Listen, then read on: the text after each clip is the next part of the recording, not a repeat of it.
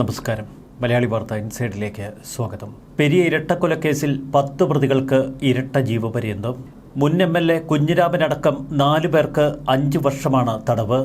കൊലപാതകം ചുമത്തപ്പെട്ട 10 പ്രതികൾക്കും ഇരട്ട ജീവപര്യന്തം. 1 മുതൽ 8 വരെയുള്ള പ്രതികൾക്കും 10-15 പ്രതികൾക്കുമാണ് കോടതി ഇരട്ട ജീവപര്യന്തം വിധിച്ചിരിക്കുന്നത്.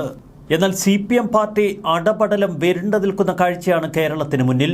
മുൻ MLA KV കുഞ്ഞിരാമനടക്കം 4 CPM നേതാക്കൾക്ക് 5 വർഷം കഠിന തടവും 10,000 രൂപ പിഴയും കോടതി വിധിച്ചു. കേസിൽ 14 പ്രതികൾ കുറ്റക്കാരെന്ന് എറണാകുളത്തെ CBI പ്രത്യേക കോടതി നേരത്തെ കണ്ടെത്തിയിരുന്നു. ഉദുമ മുൻ MLA KV കുഞ്ഞിരാമൻ ഉൾപ്പെട്ടതാണ് CPMനെ ഞെട്ടിച്ചിരിക്കുന്നത്. കുഞ്ഞിരാമൻ 20ാം പ്രതിയാണ്. കൊലപാതകത്തിൽ നേരിട്ട് പങ്കെടുത്ത 1 മുതൽ 8 വരെ പ്രതികൾക്കെതിരെ കൊലക്കുറ്റം തെളിഞ്ഞതായി കോടതി വ്യക്തമാക്കി. മുൻ MLA KV കുഞ്ഞിരാമൻ ഉൾപ്പെടെ 4 പ്രതികൾക്കെതിരെ പോലീസ് കസ്റ്റഡിയിൽ നിന്ന് പ്രതിയെ കടത്തിക്കൊണ്ടുപോയി എന്ന കുറ്റമാണ് ചുമത്തിയിരിക്കുന്നത്. CPM നേതാക്കൾ ഉൾപ്പെടെ നേരത്തെ 24 പ്രതികളായിരുന്നു കേസിലുണ്ടായിരുന്നത്.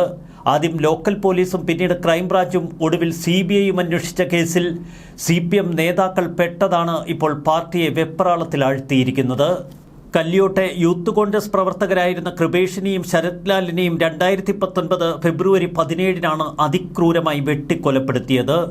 ഏച്ചിലെടുക്കം റോഡിൽ കാറുമായി എത്തിയ സംഘം ഇരുവരെയും തടഞ്ഞു നിർത്തി അതിഭയാനകമായി ആക്രമിച്ചു.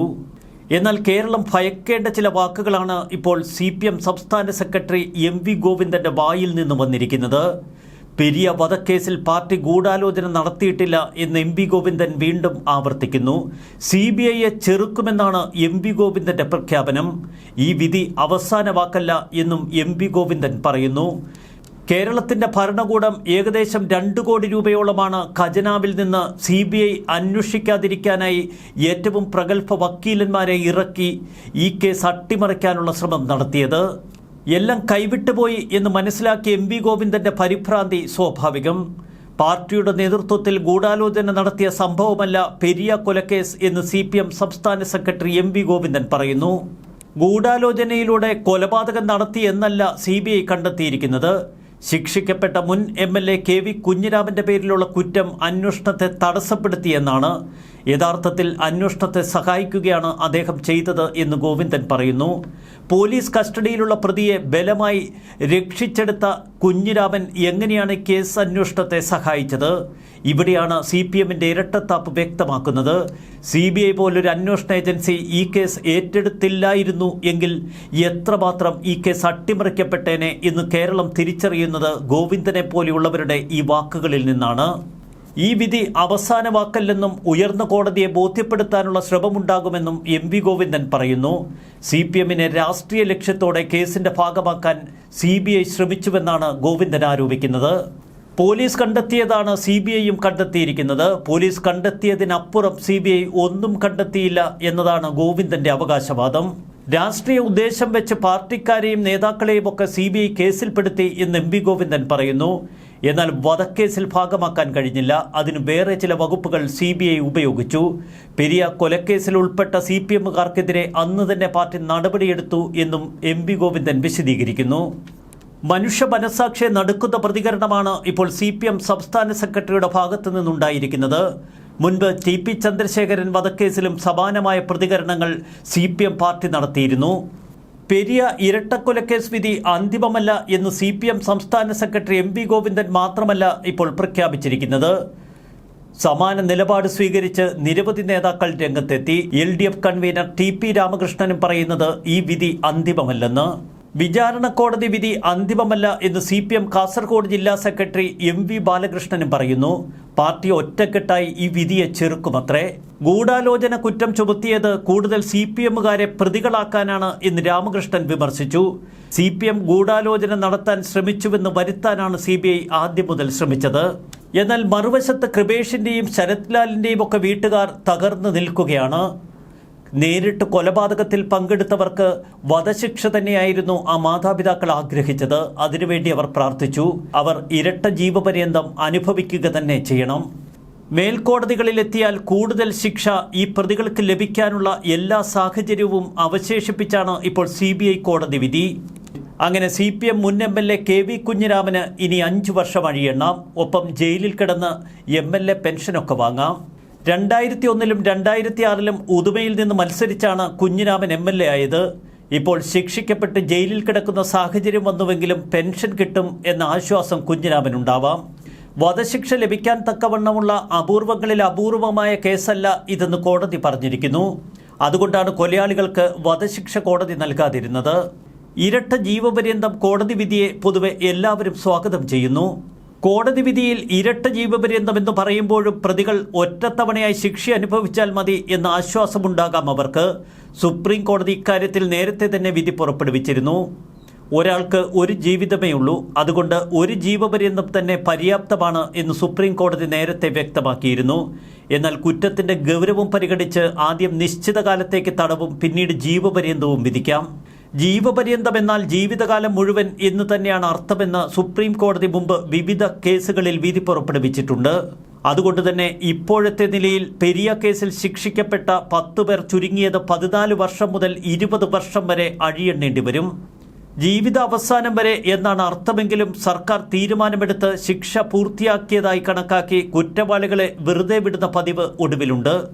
അതുകൊണ്ടാണ് ഒരുപക്ഷെ CPM അധികാരത്തിലുള്ളിടത്തോളം കാലം ഈ പ്രതികൾക്ക് അത്രയധികം പേടിക്കേണ്ട കാര്യമില്ല എന്ന തലത്തിൽ ഇപ്പോൾ നേതാക്കൾ ചില ആശ്വാസവാക്കുകളുമായി എത്തുന്നത്. കുഞ്ഞിരാമൻ അടക്കമുള്ള പ്രതികൾക്ക് 5 വർഷത്തെ ശിക്ഷ വിധിച്ചതുകൊണ്ട് തന്നെ അവർക്ക് വിചാരണ കോടതിയിൽ നിന്ന് ജാമ്യം ലഭിക്കില്ല. CPMനെ കടുത്ത പ്രതിരോധത്തിൽ ആഴ്ത്തുന്നതാണ് ഇപ്പോൾ പുറത്തു വന്നിരിക്കുന്ന ഈ വിധി. മുൻ MLA മുതൽ ലോക്കൽ കമ്മിറ്റി മുൻ അംഗം വരെ ശിക്ഷിക്കപ്പെട്ടിരിക്കുന്നു.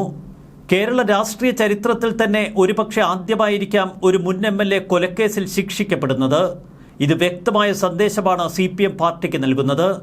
CPM പെരിയ ലോക്കൽ കമ്മിറ്റി മുൻ അംഗമാണ് കേസിലെ 1-ാം പ്രതി A. പീതാംബരൻ. ഇരട്ട ജീവപര്യന്തമാണ് പീതാംബരനെ കാത്തിരിക്കുന്നത്. പീതാംബരനെ കൂടാതെ CPMന്റെ മറ്റ് 3 നേതാക്കൾക്കും 5 വർഷം കഠിന തടവും 10,000 രൂപ പിഴയും കോടതി വിധിച്ചിരിക്കുന്നു. 14-ാം പ്രതി K. മണികണ്ഠൻ ഉദുമ ഏരിയ മുൻ സെക്രട്ടറിയും കാഞ്ഞങ്ങാട് ബ്ലോക്ക് പഞ്ചായത്ത് പ്രസിഡന്റുമാണ്. നിയമസഭാ തെരഞ്ഞെടുപ്പിൽ ഉദുമ മണ്ഡലത്തിലേക്ക് സ്ഥാനാർത്ഥിയായി പരിഗണിക്കപ്പെട്ട നേതാവ് കൂടിയാണ് ഈ മണികണ്ഠൻ. മണികണ്ഠനെ സംബന്ധിച്ച് വലിയ തിരിച്ചടിയാണ് കോടതി വിധി.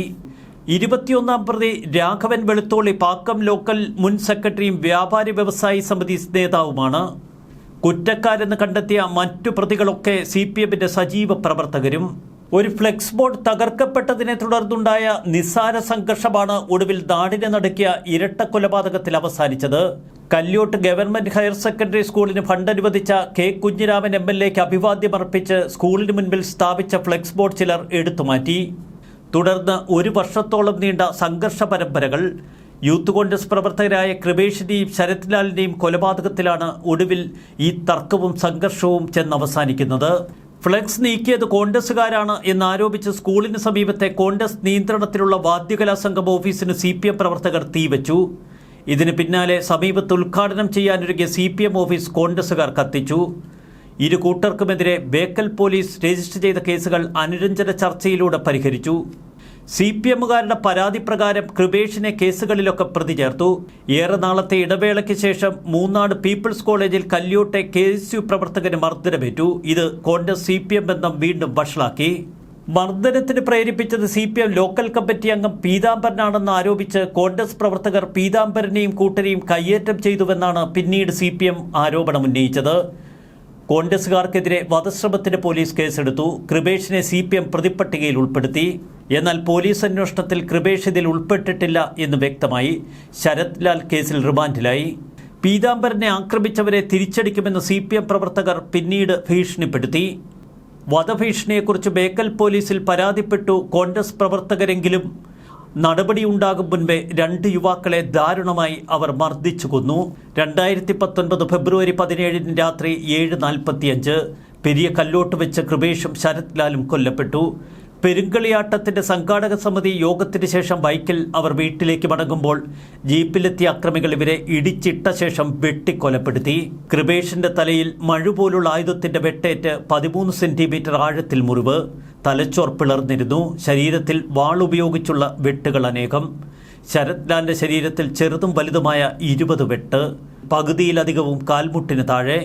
മൂർച്ചയേറിയ വാളുപയോഗിച്ച് നെറ്റി വെട്ടിപ്പിളർന്നു. 23 സെന്റിമീറ്റർ നീളത്തിൽ മഴുപോലെ ആയുധമുള്ള ആയുധത്താൽ ചെവി മുതൽ കഴുത്ത് വരെ പിളർന്നു നിൽക്കുന്ന തലത്തിലുള്ള ആക്രമണം. ഇതെങ്ങനെ ഒരു രാഷ്ട്രീയ കൊലപാതകമല്ല എന്ന് എം വി ഗോവിന്ദൻ പറയും. ഇതെങ്ങനെ രാഷ്ട്രീയ ഗൂഢാലോചനയല്ല എന്ന് CPM നേതാക്കൾ വിശദീകരിക്കും. ഇത് ദൈവത്തിൻ്റെ വിധിയാണ് എന്ന് കേരളം വിശ്വസിക്കുന്നു. ആ കൊടും ക്രൂരത നടത്തിയ കൊലയാളികളെ ജയിലറയ്ക്കുള്ളിൽ എന്നേക്കുമായി അടയ്ക്കണം. ന്യൂസ് ഡെസ്ക് മലയാളി വാർത്ത ഇൻസൈഡ്.